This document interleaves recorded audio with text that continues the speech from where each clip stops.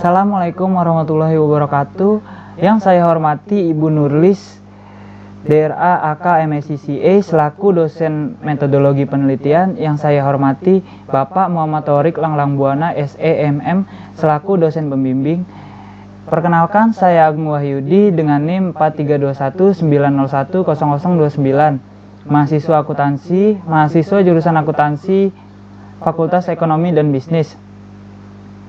Izinkan saya mempresentasikan proposal yang telah saya buat dengan judul Analisis Pengaruh Current Ratio, Debt to Equity Ratio, dan Pertumbuhan Penjualan terhadap Kinerja Keuangan yang berdampak pada harga saham perusahaan food and beverage di BEI periode 2017 sampai dengan 2019. Kinerja keuangan merupakan hasil dari banyak keputusan individual yang dibuat secara terus-menerus oleh manajemen. Kinerja perusahaan dapat digambarkan sebagai upaya formal oleh perusahaan untuk mengevaluasi efisiensi dan efektivitas kegiatan perusahaan yang dilakukan dalam periode waktu tertentu.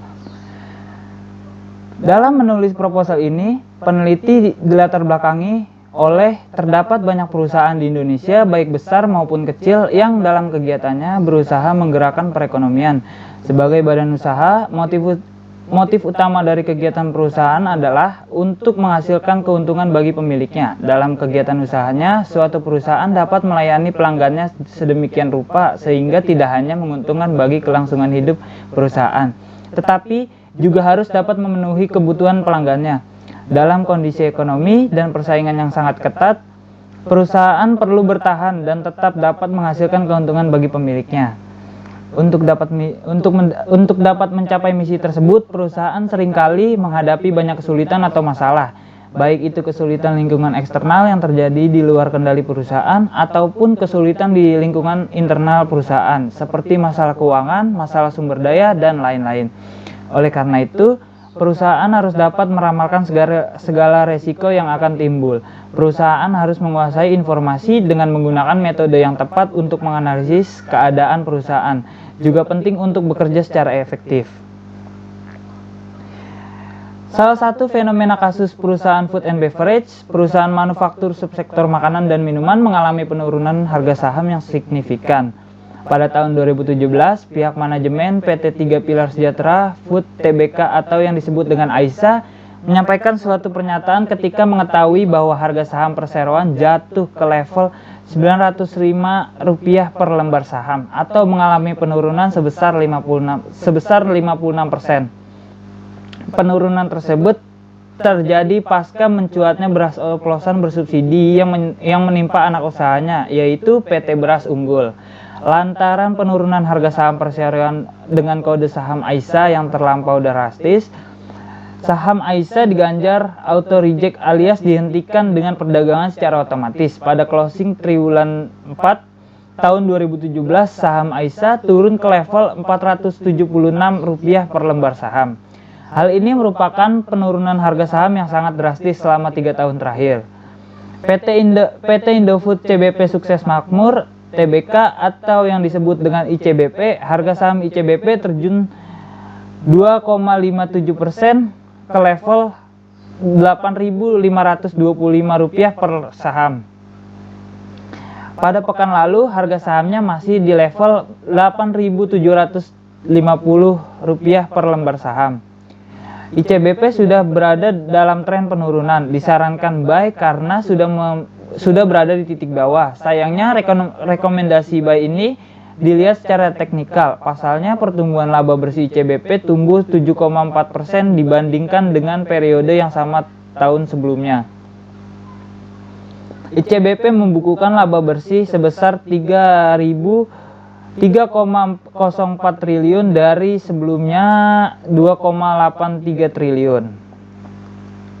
Berdasarkan fenomena tersebut, beberapa peneliti telah melakukan penelitian mengenai pengaruh kinerja keuangan yang berdampak pada harga saham dari berbagai macam faktor.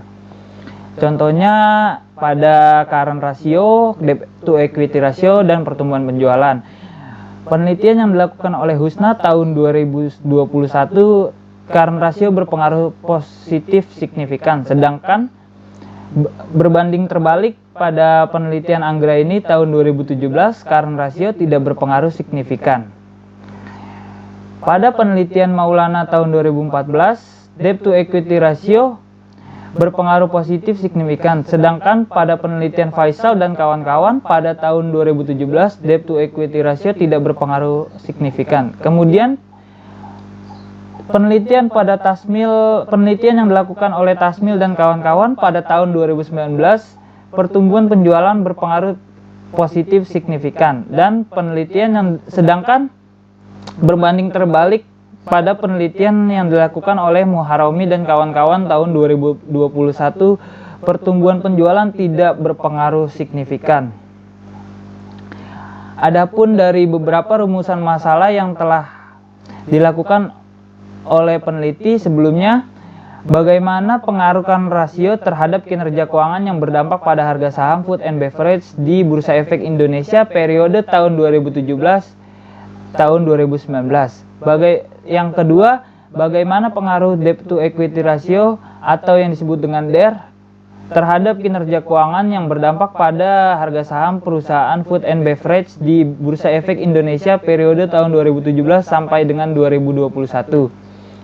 Dan yang ketiga, bagaimana pengaruh pertumbuhan penjualan atau yang disebut dengan sales growth terhadap kinerja keuangan yang berdampak pada harga saham perusahaan food and beverage di Bursa Efek Indonesia periode 2017 sampai dengan 2019.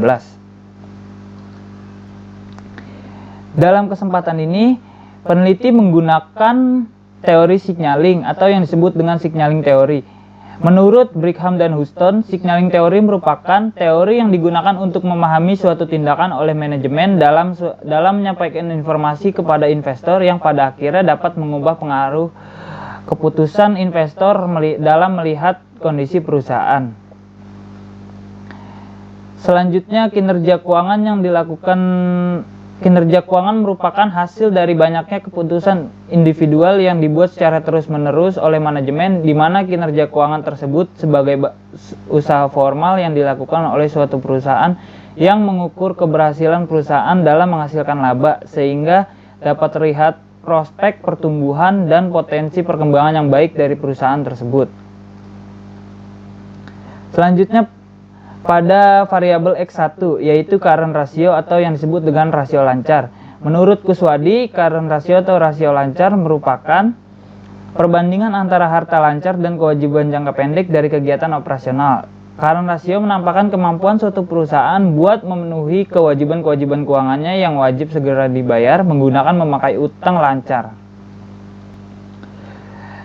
Selanjutnya, pada variabel independen 2, yaitu atau yang disebut dengan X2, yaitu debt to equity ratio atau rasio utang terhadap ekuitas. Debt to equity ratio menurut Hartono adalah rasio yang menunjukkan sejauh mana modal sendiri menjamin utang. Rasio ini dapat dibaca sebagai perbandingan antara dana pihak luar dengan dana pemilik perusahaan.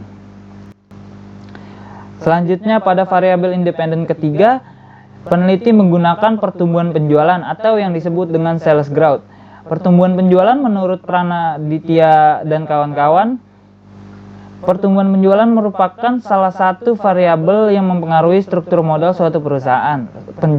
Pertumbuhan penjualan mencerminkan keberhasilan investasi di masa lalu dan dapat digunakan sebagai ramalan untuk masa depan atau sebagai indikator permintaan dan daya saing bisnis dalam suatu industri. Dalam kesempatan kali ini, peneliti menggunakan rangka penelitian yang dimana kinerja keuangan sebagai variabel X, kinerja keuangan sebagai variabel Y, dan current ratio sebagai X1, debt to equity ratio sebagai X2, pertumbuhan penjualan sebagai X3. Adapun hipotesis yang telah dilakukan, current ratio berpengaruh positif terhadap kinerja keuangan, debt to equity ratio berpengaruh negatif terhadap kinerja keuangan, pertumbuhan penjualan berpengaruh positif terhadap kinerja keuangan.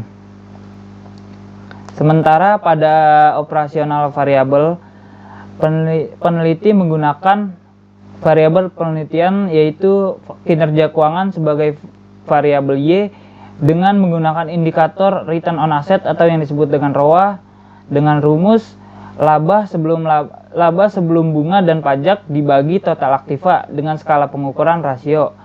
Kemudian variabel penelitian current ratio sebagai X1 dengan rumus aktiva lancar dibagi dengan hutang lancar dengan skala pengukuran rasio.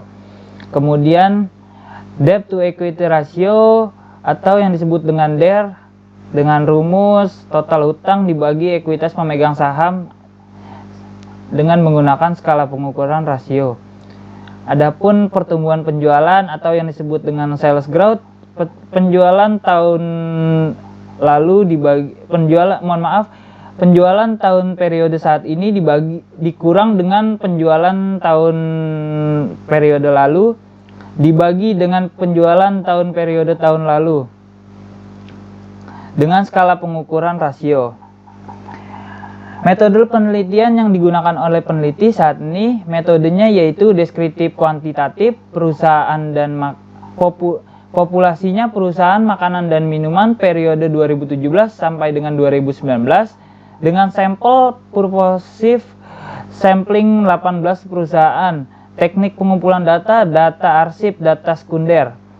Dengan teknik analisis data yaitu statistik deskriptif, uji asumsi klasik, uji normalitas, uji multikolinearitas, uji heteroskedasitas, uji autokorelasi, dan uji hipotesis yang diantaranya uji koefisien determinasi, uji statistik F, uji statistik T, dan analisis regresi linear berganda. Sekian yang dapat saya presentasikan, kurang lebihnya mohon maaf. Assalamualaikum warahmatullahi wabarakatuh.